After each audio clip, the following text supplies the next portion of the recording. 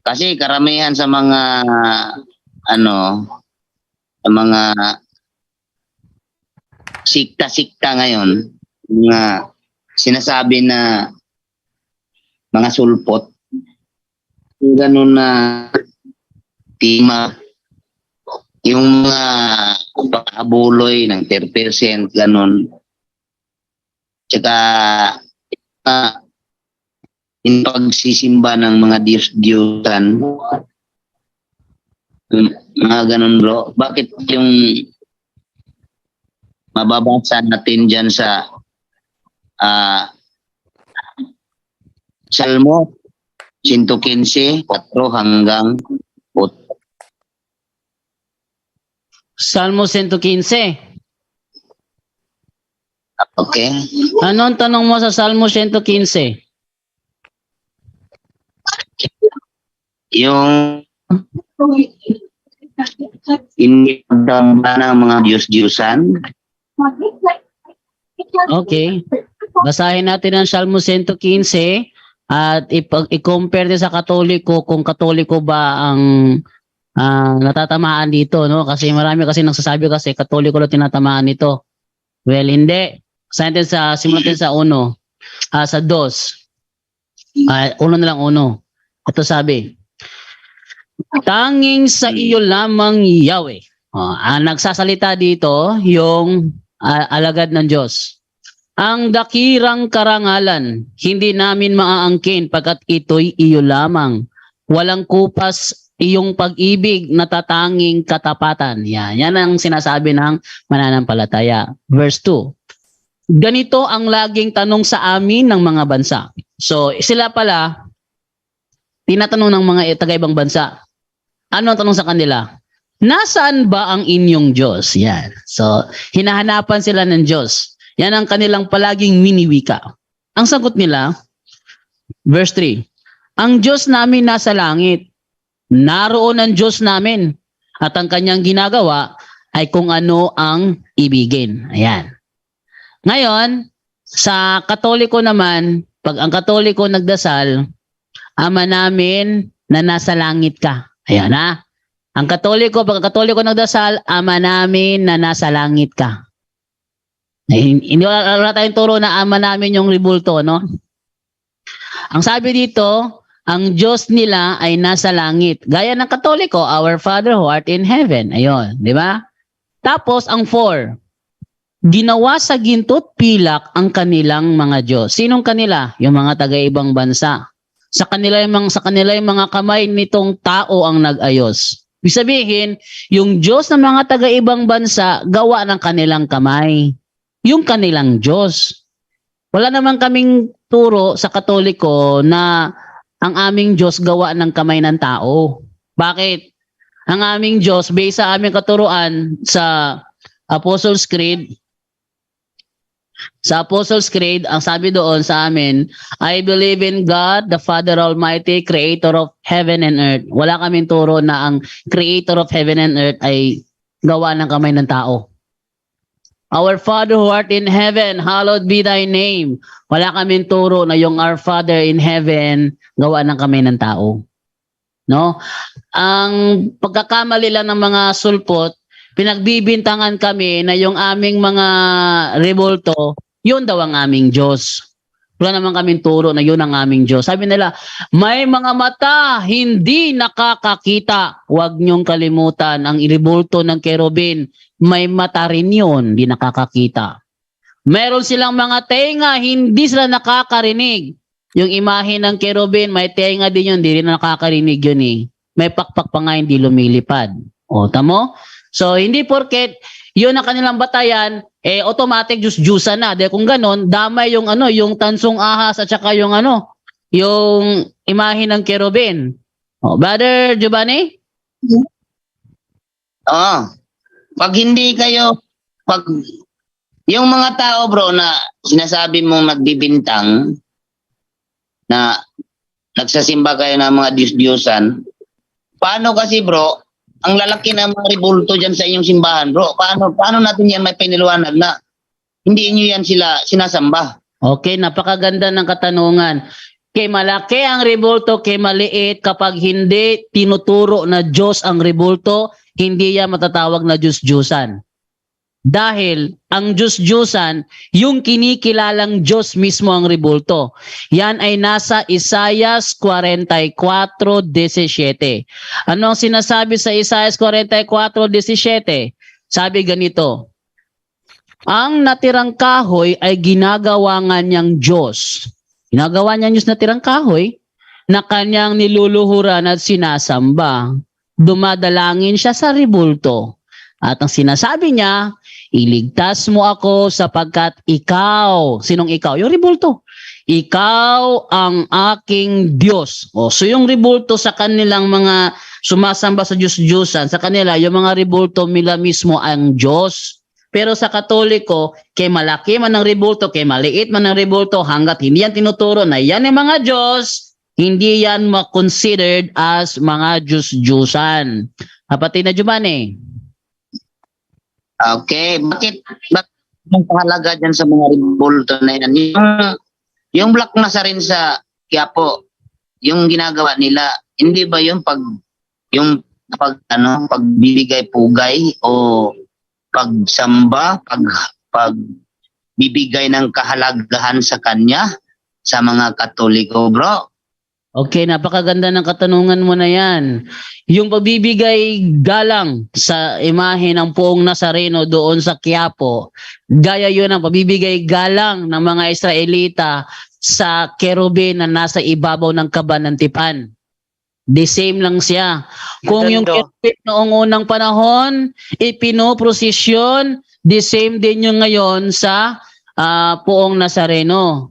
Kung ang noong unang panahon ay hindi kinikilalang Diyos, the same din yun sa imahe ng Poong Nazareno na hindi kinikilalang Diyos ang rebulto ng Black Nazarene.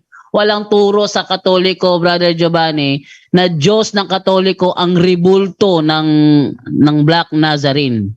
Bro Jando? Yes, Brother John Ray? Yes, bro. Yan ay katuparan, kapatid, no? Kasi may hula sa Isaias na sa altar ng Panginoon mayroong rebulto, no, bilang tanda ng presensya ng Panginoon, at doon may pag-aalay. Basahin mo muna, Bro Jando, yung sa ang salita ng Diyos, bro, Tagalog version. Ang salita ng Diyos, Isaiah 19:19 muna. Okay, ang salita ng Diyos, 19:19. Isaias? Oo.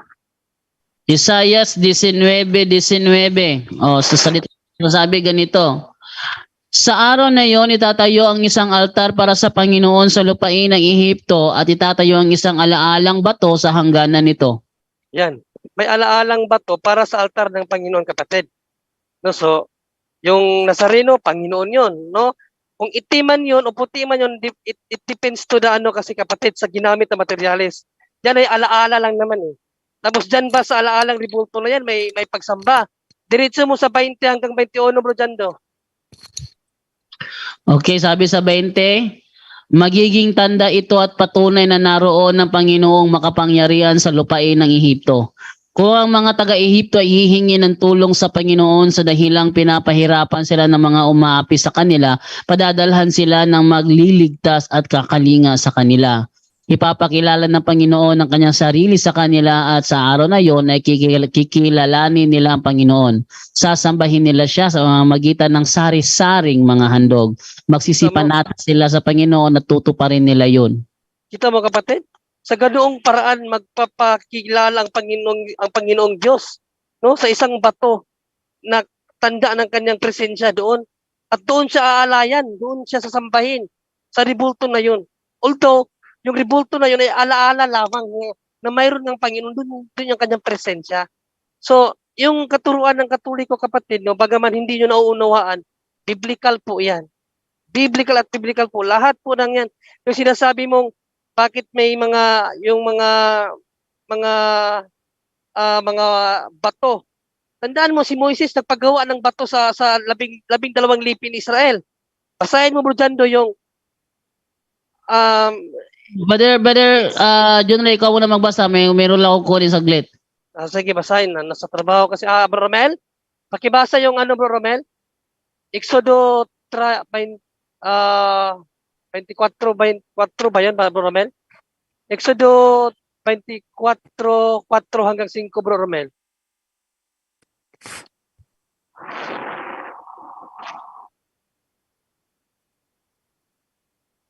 Wala din yata si Bro Romel, ano? Sige pa kapatid, no? Basahin natin dito, no? Kasi sa inyo kasi parang mali kapag nagpagawa ng ribultong bato. Pero si Moises, yung Okay. 12 anak, basahin mo, bro, ikaw magbasa, Bro Jando, kasi wala si Bro Romel. Basahin mo sa Exodo, bro, Anong kung talata, bro? ha? Anong talata? Sa Exodo 24:4 hanggang 5, bro, kung kasi sa kanila kasi para bang mali na magpagawa ka ng ribulto ng mga bato sa mga tao. Sige, Yung 12 anak ni Jacob, pinagawan yun ni Moses ng ribultong bato. No, 24:4 hanggang 5 ng Exodo, bro Jando.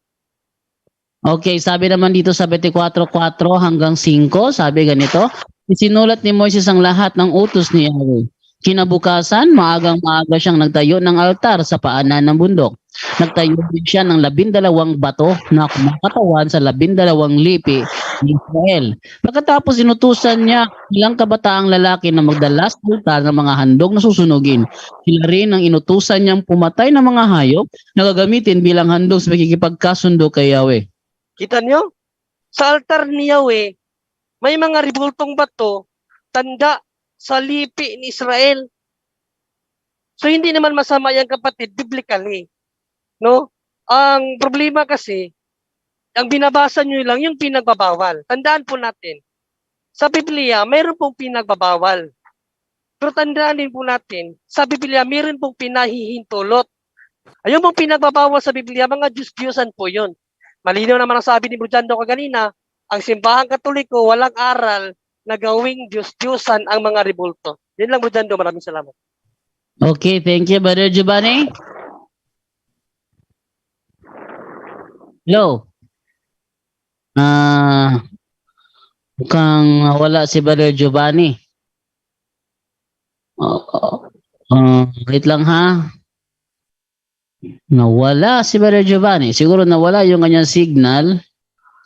Pero andito pa yung pangalan niya sa sa messenger room nandito pa yung pangalan pero yung kanyang camera mukhang wala na. Hindi ko ayun mukhang pumasok na uli.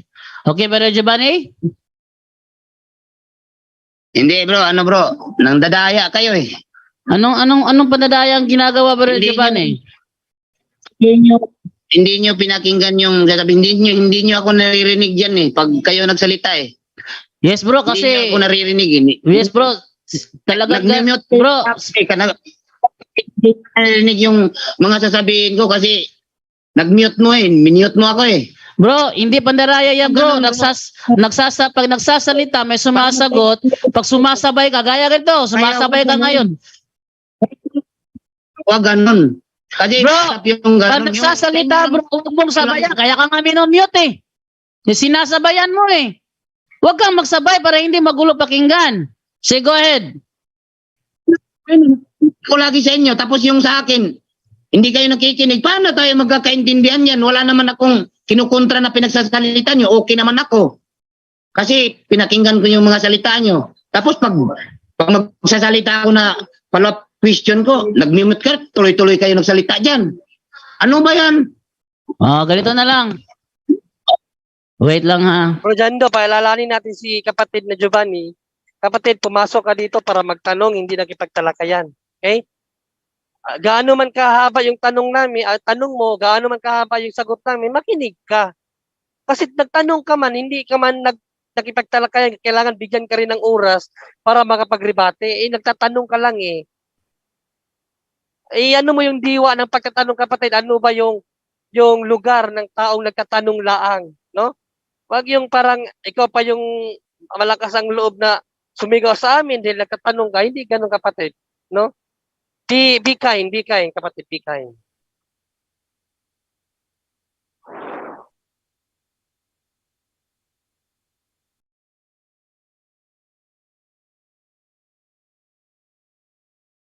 O dyan doon, nawala ka.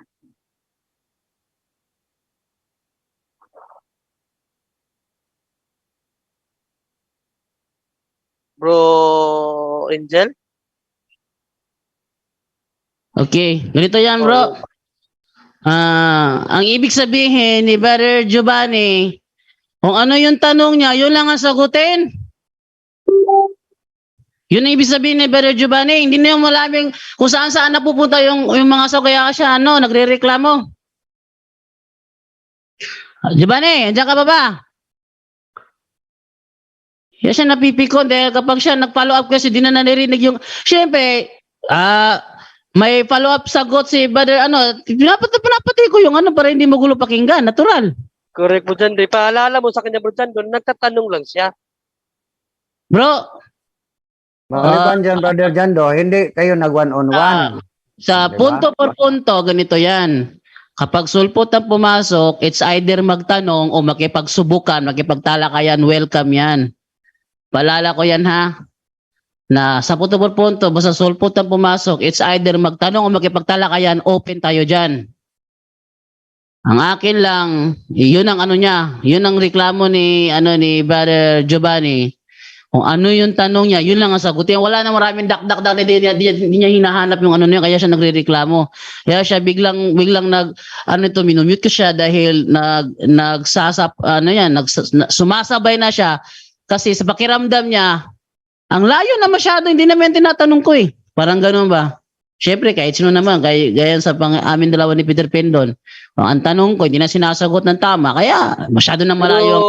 Bro Jando, hindi naman malayo yung sagot natin. Dibulto man yung pinag-uusapan natin, malayo ba yun? Yes bro, rebulto nga bro. Para sa pakiramdam niya, malayo dahil hindi yung pakiramdam niya ang anuin natin, yung sagot natin. Yun ang ibig ko sabihin. Kaya nga i-ano natin siya, ipaalalahanan ba, nagtanong lang siya. Kahit gaano sa kahaba magtanong, walang problema yun. Respetuhin niya kung hanggang kailan tayo matapos. At saka, hindi yung siya lang ang isang huwag natin kalimutan na ito ay punto por punto. Pag sinabi punto por punto, straight to the point yan. Okay, wala pa si Brother Giovanni. Hintayin natin si Brother Giovanni makapasok. Bumuna ako sa iba naman. Wala siguro yung signal niya. Nawala yung signal niya dahil andito yung pangalan niya pero wala na siya yung microphone as a sign na connected talaga siya pero yung pangalan niya andito pa rin. So, malamang na humina yung kanyang signal doon.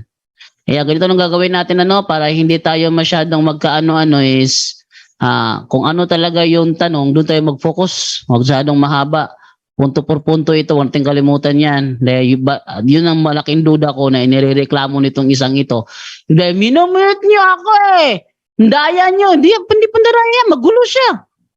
Pag nagsalita tayo, makinig siya. Sabi nga ni Soriano ang nagtatanong, naghihintay ng sagot. Huwag kang sasagot hanggat hindi ako tapos magsalita. Di ba ganun si Soriano pag yung kalaban niya yung ministro ng dating ng Iglesia ni Cristo? Si Joselito Fernando Hiron nung nagtanong doon sa General Trias Cavite, nagpanggap na Muslim pero nung ang taon na matatanong ay si Palacio Senior, isa pong Muslim. Yun ang salita na, hello po, ako po si Joselito Fernando Hiron, isa pong Iglesia ni Cristo. Tapos, laging sumasabay na guys, Soriano, ang nagtatanong, naghihintay ng sagot, huwag kang sasagot hanggat hindi ako tapos magsalita. Siyempre, may follow-up sagot si Brother Junior, kaya minumute ko siya para hindi magulo pakinggan dahil si Brother John kapag nagsabay si